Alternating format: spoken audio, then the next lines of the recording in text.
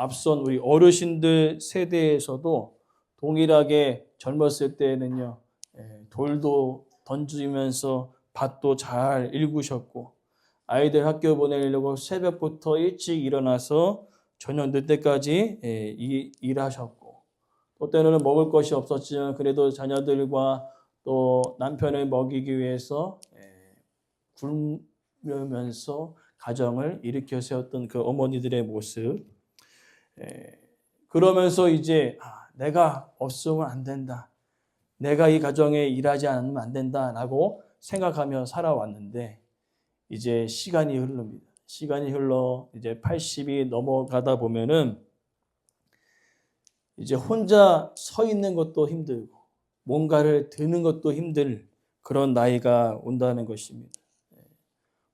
예전에는 가뿐하게 들었던 것들을 이제는 몇 번이고 숨을 고르면서 물건을 들을 만한 그런 연약한 모습들을 보면서 깨닫는다는 거죠. 내 힘으로 이제 한계가 왔구나. 내 힘으로는 한계가 왔구나. 오늘 그 모습은요, 가정에서나 신앙생활에서나 동일하게 이루어진다는 겁니다. 마치 우리가 내 힘으로 모든 것을 할 수 있을 것이라는 착각 가운데 살아가지만, 하나님께서 우리를 붙들어 주시지 않는다면은 여전히 우리는 지치고 약한 모습들을 보인다는 것이죠. 특별히 오늘 본문의 내용도 이제 바울이 열심히 복음 사역하면서 이제 노년에 이르면서 자신의 사역을 정리하면서 이제는 그 사역을 디모데가 이어가는 것을 통하여서 자신의 삶을 돌아보면서 이야기한다는 것입니다. 과거에 너 정말로 이렇게 힘있게 행동했으나 이제 노년을 돌아보니까 결국에는 내가 한 것이 아니라 나를 등하게 하신 예수님께서 하셨다 하면서 젊은 디모데에게 이야기하는 것입니다. 오늘 본문의 내용이 바로 그러한 이야기입니다. 바울의 인생을 통하여서 세 가지의 진리를 깨달았는데, 그 세 가지 진리를 이제 앞으로 자신을 이어서 목회할 디모데에게 세 가지의 그 진리를 설명해 주고 있는 것을 볼 수 있습니다. 첫 번째로 살펴볼 것은요, 예수님은 부족한 나에게 힘을 넣어 주시는 분이셨다라고 고백하고 있습니다. 오늘 본문에 나를 능히 가신 그리스도 예수 우리 주께 감사함을, 나를 능하게 하셨다, 그러니까 능력을 주셨다라고 이야기하고 있습니다. 능력을 주셨다라고 이야기하는데 원문에는 이렇게 해석되어집니다. 안에 힘을 넣어 주신다. 안에 힘을 넣어 주신다. 이것은 무엇입니까? 예수님께서 우리가 신앙생활 했을 때 옆에서 힘내라, 힘내라 라고 얘기하시는 것이 아니라 그 힘든 순간에 그 심령 안에 힘을 넣어 주셔서 그 상황들을 견뎌내고 그 상황들을 이겨낼 수 있는 힘을 주신다는 것입니다. 세상에 많은 사람들은 어떻게 이야기합니까? 지쳐있을 때 똑같이 응원하죠. 힘내라, 힘을 내세요, 힘을 내세요 얘기하지만 힘이 들어가나요? 힘이 들어가지 않죠. 그런 예수님은요, 힘내라 응원하시는 것뿐만 아니라 그 심령 안에 힘을 주시는 것입니다. 힘을 불어넣어 주셔서 이제는 어떻게 합니까? 내가 정말로 여러 가지 일들을 경험하면서 정말 이제 못하겠다.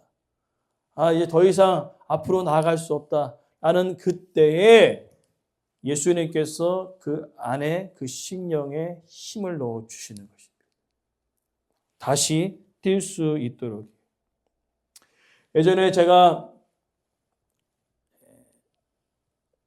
이 통증의학과를 갔었는데, 예전에 이제 노가다도 하고 그다음에 그 이삿짐도 나르면서 척추가 약간 휘어 있습니다. 그래서 항상 다리로 내려가는 신경을 건드려서 심할 때는 경련을 일으키고 그다음에 거의 잠을 제대로 자본 적이 없었습니다.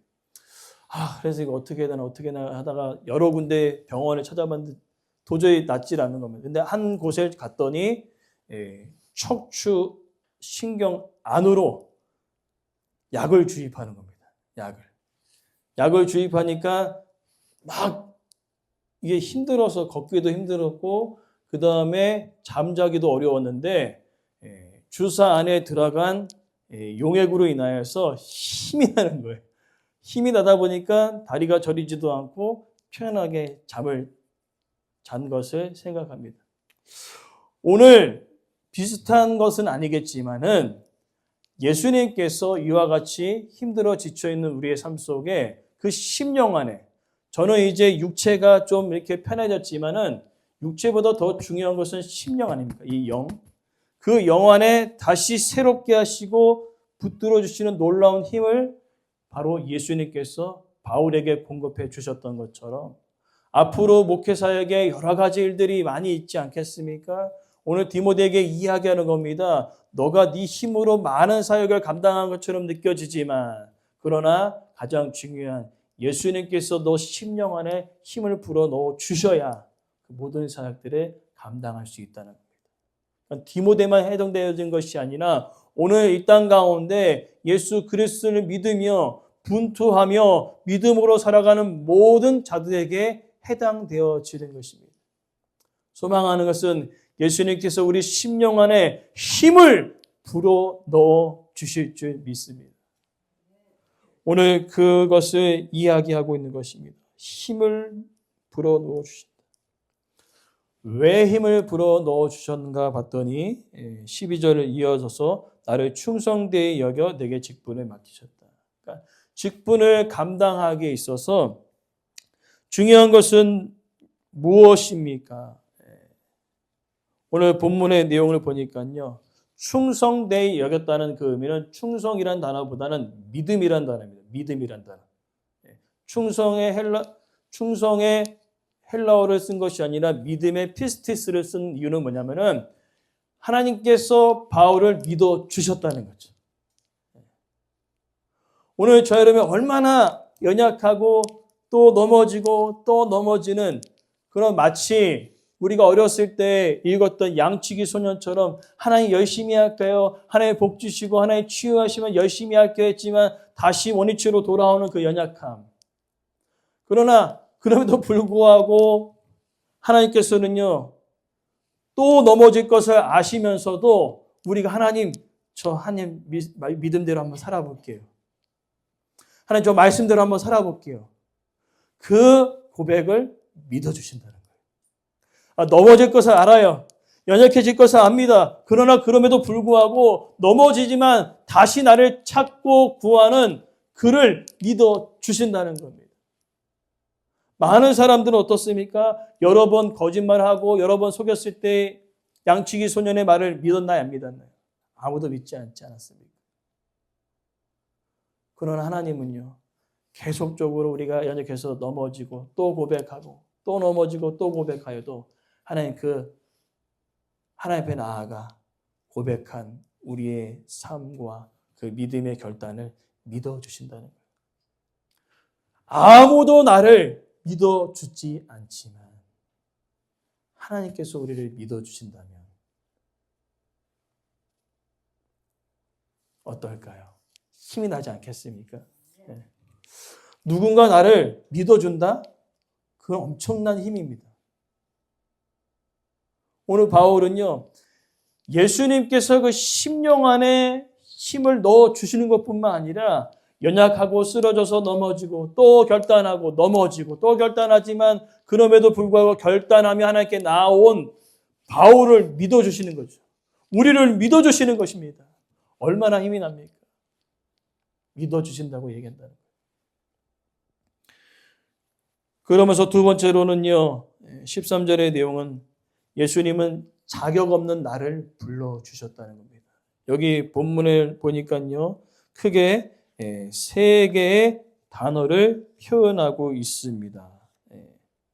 회방자, 그 다음에 비방자, 박해자, 폭행자.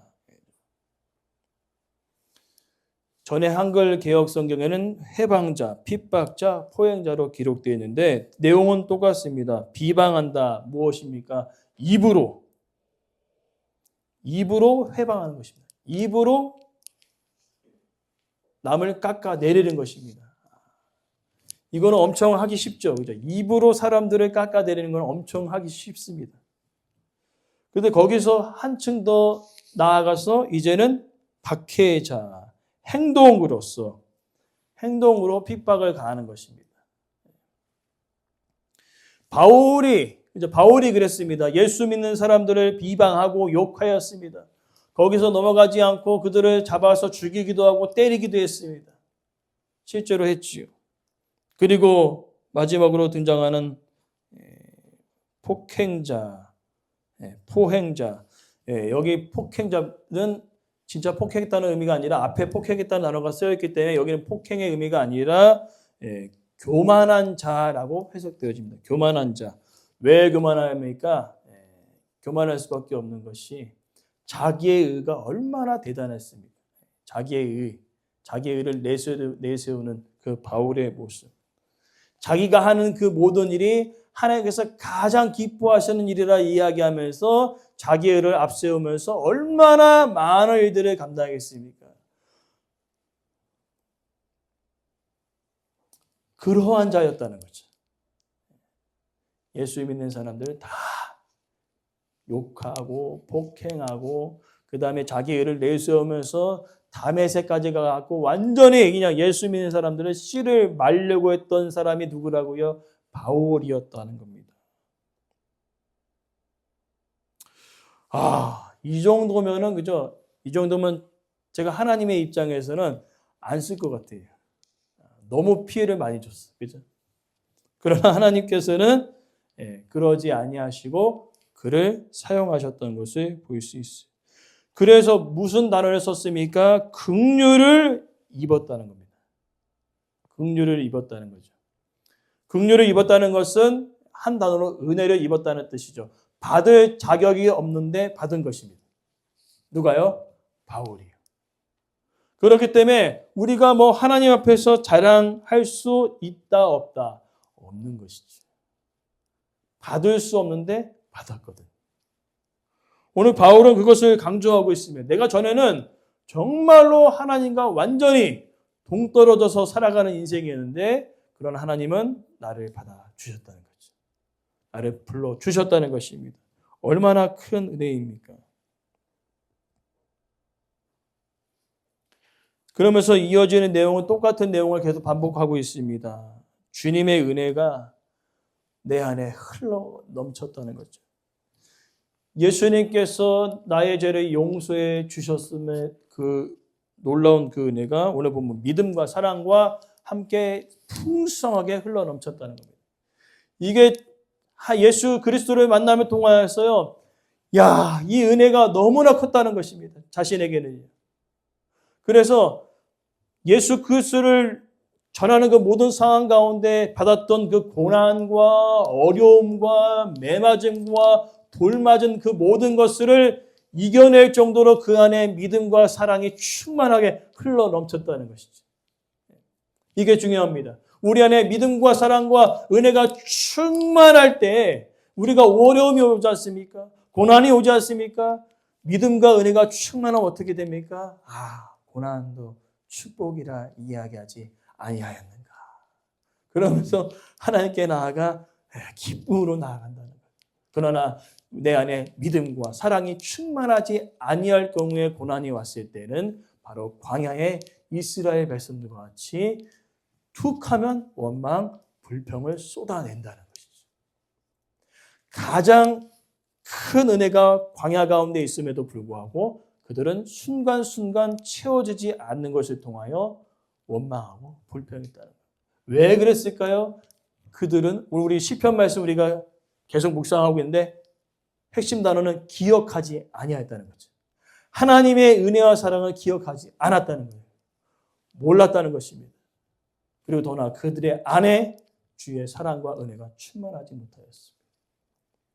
오늘 바울은 반대로 이야기하죠. 디모데에게 너도 복음을 전하면서 숱한 어려움과 여러 가지 고난들이 있을 텐데 중요한 것은 너희 안에 믿음과 사랑과 은혜가 충만할 때 그것을 뛰어넘을 수 있다는 거예요. 얼마나 감사합니까? 그러면서 이어지는 것은 예수님께서 이제 마지막으로 나 자신을 변화시킴을 통하여서 하나님을 드러내는 도구로 나를 사용하셨다는 것을 감사하고 있다는 것을 이야기하고 있습니다. 그 내용이 이제 15절부터 16, 17절의 내용으로 이어지고 있습니다. 예수님께서 죄인을 불러주심을 통하여서 구원해 내시려고 이 세상 가운데 오셨습니다. 그러면서 예수님의 그 놀라우신 그 구원의 사역과 자신을 바라봤을 때 어떻게 고백합니까? 죄인 중에 내가 괴수다. 그건 무슨 말입니까? 하나님을 온전히 발견한 사람은요. 예수님을 온전히 발견한 사람은요. 그 거룩하신 하나님 앞에 그 빛이신 그 하나님 앞에 나 자신을 비춰봤을 때 겸손해질 수밖에 없어요. 아, 나는 이런 존재밖에 되지 아니하였구나. 그러나 그러한 자를 변화시켰다는 거죠. 그리고 더 놀라운 것은 예수 그리스도 하나님을 드러내는 그런 그 일에 내가 사용되어졌다는 게 너무나 감사하다고 이야기하고 있는 것입니다. 그러면서 우리가 기억해야 될 것은요. 아까 바울이 나는 전에는 이러한 자라고 얘기했는데 우리의 삶도 마찬가지입니다. 하나님께서 우리에게 많은 일들을 맡겨주실 때 우리가 저는 이래서 부족하고 저래서 부족하고 뭐해서 안 되고 막 뒤로 빼는 분들이 있습니다. 근데 예수님이 이렇게 이야기하시죠. 너는 안 될 이유를 찾지만 나는 될 이유를 만들어낸다는 거죠.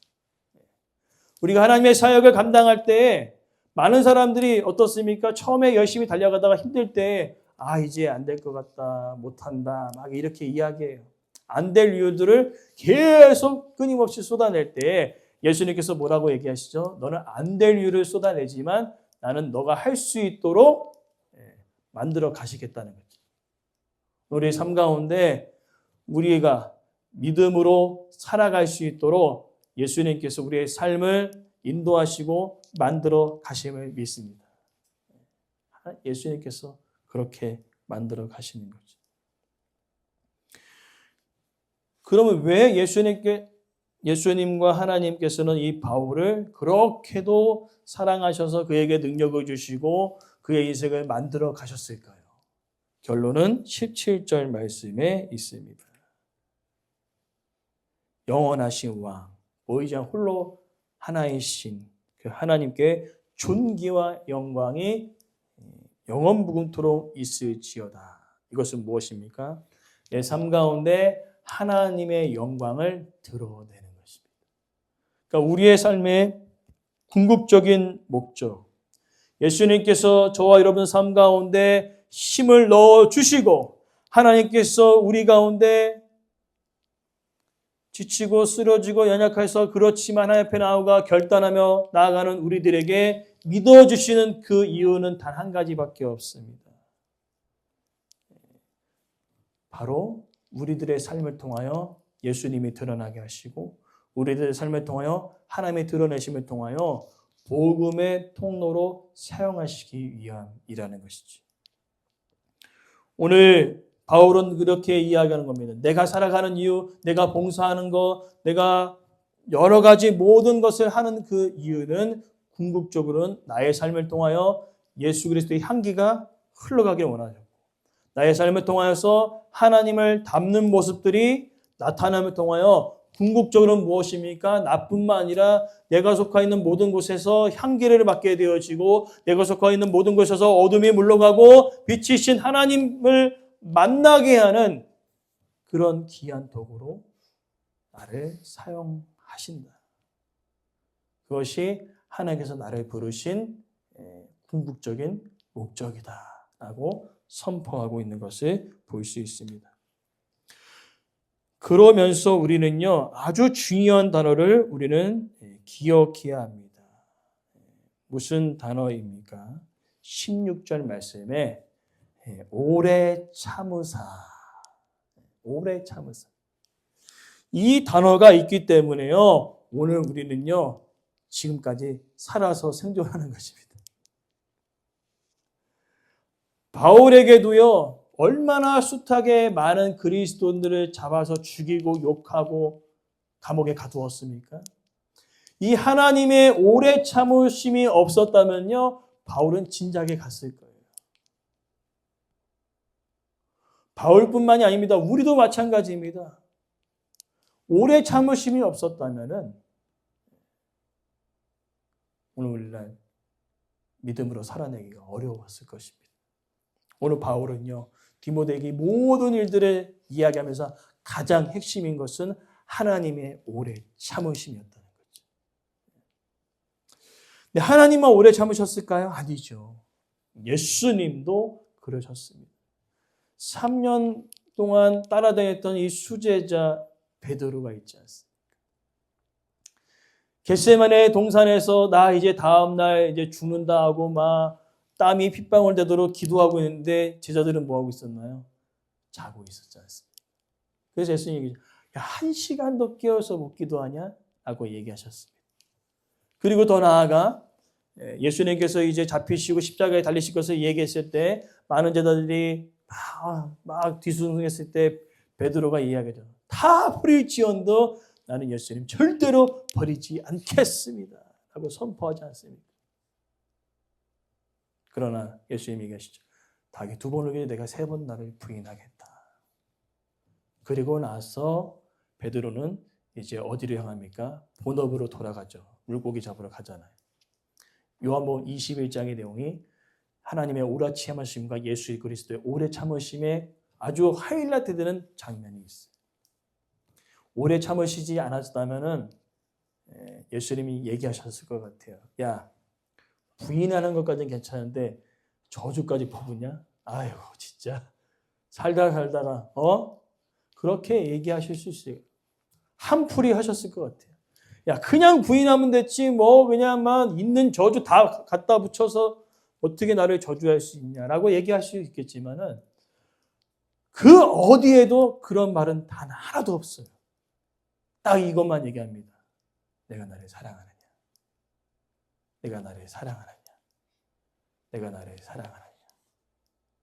오래 참으셨습니다. 그래서 이 베드로에게 이 은혜와 사랑이 흘러넘쳐서 어떠한 생명의 죽음의 앞에서도 담대히 복음을 전할 수 있는 이 베드로를 다시 한번 예수님께서 일으켜 세우지 아니하십니까? 오늘 우리도 마찬가지입니다. 우리도 연약하고 넘어지고 쓰러질 때도 있지만 그때마다 하나님의 오래 참으심이 있어요. 그리고 우리에게도 동일하게 얘기하실 것입니다. 내가 나를 사랑하느냐. 모든 것보다 나를 우선순위로 두며 사랑하느냐. 그때 우리가 고백했으면 좋겠습니다. 네, 주님, 주님이 아십니다. 주님만을 사랑합니다. 나를 능하게 하시고 나를 믿어주시는 그 하나님. 그 하나님께 우리가 믿음으로 우리가 나아갈 때 우리의 모습 속에서 예수 그리스도의 향기가 쫙 바라고요. 하나님을 닮는 그 모습들이 쭉 나타남을 통하여서 하나님의 영광을 드리는 저와 여러분의 삶이 되어지기를 간절히 소망합니다.